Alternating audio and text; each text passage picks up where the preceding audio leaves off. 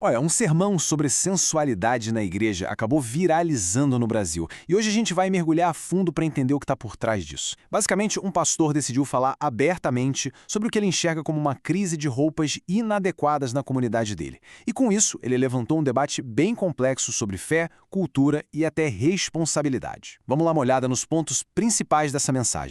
Para começar, o sermão parte de um relato anônimo que para o pastor é o centro de tudo. É uma mulher dizendo que sente tanta vergonha das roupas que vê na igreja que simplesmente não tem coragem de levar o próprio marido para lá.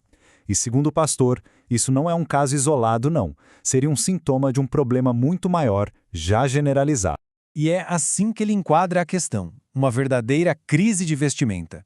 Um conflito direto entre a mensagem de santidade que é pregada e a realidade visual que se vê dentro do templo. E os efeitos disso no dia a dia do culto, segundo o pastor, são bem surpreendentes. Ele chega a dizer que alguns líderes lá no púlpito precisam literalmente olhar para o teto para não se distrair. E mais, que algumas igrejas até instalam bancos falsos para bloquear a visão. Isso mostra como o problema, na visão dele, afeta diretamente a dinâmica ali do culto. Ok. Depois de descrever a situação, o sermão avança para um outro ponto, de quem é a culpa. Ele aponta a responsabilidade para dois grupos principais. Ele diz que sim, a responsabilidade começa em casa, na família, com os pais. Só que a crítica mais pesada ele reserva para os próprios líderes da igreja. Na visão dele, eles têm uma parcela enorme de culpa nisso tudo. E essa crítica aos líderes só se aprofunda. O pastor foca no que ele chama de silêncio, de inação e até de hipocrisia por parte deles. É aqui que o pastor aponta o que ele considera uma grande inconsistência. Ele diz que muitos líderes fogem do assunto roupa com aquela desculpa de que, é o Espírito Santo quem convence. Só que esses mesmos pastores não pensam duas vezes antes de pregar sobre dízimos e ofertas, que é um tema igualmente sensível, né? Para ele, isso não é fé, é conveniência, é falta de coragem.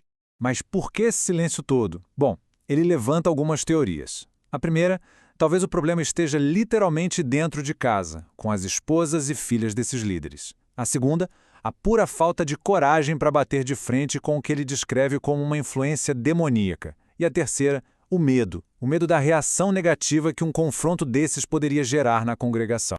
Para deixar bem clara a gravidade da situação, na visão dele, o pastor usa uma comparação histórica, bem direta e, vamos dizer, muito forte. É uma linguagem escolhida para chocar e para alertar a audiência sobre o tipo de vestimenta que ele está condenando. A seguir, o foco muda, sai do ambiente interno e vai para o impacto externo. O pastor argumenta que essa situação toda acaba escandalizando os visitantes e, claro, prejudicando a imagem da igreja. Tenta imaginar a perspectiva de alguém que não é da igreja. A pessoa chega esperando um ambiente de respeito, de santidade, mas o que ela encontra, segundo o pastor, é algo que não tem diferença nenhuma do mundo aqui fora. O resultado? Ele diz que a pessoa sai escandalizada e com a certeza de que nunca mais vai voltar. Para dar um exemplo de até onde ele acha que os padrões caíram, ele conta um caso bem moderno.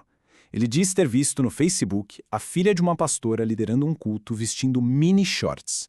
E quando as pessoas criticaram, a mãe, a própria pastora, foi lá defender a filha, chamando os críticos de religiosos e hipócritas. Bom, depois de todo esse diagnóstico, o sermão finalmente propõe uma solução. É um chamado bem direto à coragem e à ação, direcionado para toda a igreja. E todo o argumento dele se baseia nesse fundamento bíblico. Ao citar essa passagem, ele quer posicionar a questão não como uma simples regra de costumes, mas como um princípio divino. A ideia de que o corpo deve ser tratado como um templo. E para fechar, o pastor resume o seu chamado à ação. Ele pede que as famílias assumam sua parte, que os líderes parem de dar destaque para quem se veste de forma inadequada, na visão dele, e que todos os pastores tenham a coragem de combater essa pouca vergonha, como ele diz, para que a igreja volte a ser um exemplo. Essa análise toda do sermão nos deixa com uma pergunta muito maior, né? Uma que vai além de uma única religião ou comunidade. Em qualquer espaço que a gente considere sagrado ou mesmo mais formal, como é que a gente equilibra as coisas? Onde fica a linha entre a reverência, a nossa expressão pessoal e os padrões que aquela comunidade espera? Fica aí a reflexão.